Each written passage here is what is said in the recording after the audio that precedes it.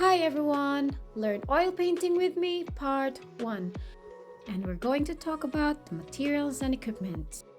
So I based my reference from this book, A Step-by-Step Guide to Oil Techniques by Angela Gare. Materials and equipment, here we go. Of course, we will need oil paints, mediums and diluents such as thinner, linseed oil, and liquid. So paint needs to be diluted to make it easier to apply. It may be thinned to the required consistency without diluent such as distilled turpentine or white spirit.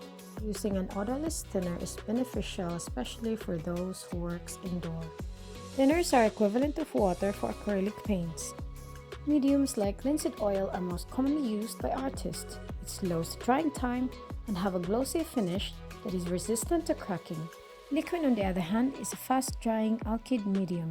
It is mixed to thicken or thin the paints. We need a variety of brushes, from bristle brushes to saber brushes, synthetic, of many shapes, and we also need detailed brushes for small, tiny details. And I'm just making them ready for the painting session later.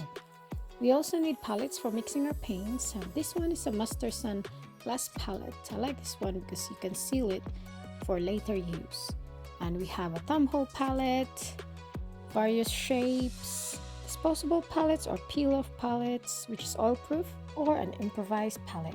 And of course, a surface to paint on like canvas, linen, canvas board, and canvas pad, aluminum panel, and board panel. Or you can use any paper that's compatible for oils. We also need easels to support our paintings. A few knives, but we only really need one knife for mixing our paints. A double dipper oil painting pot that you can attach to your chosen palette. And just don't forget to prime any surfaces with the correct primer.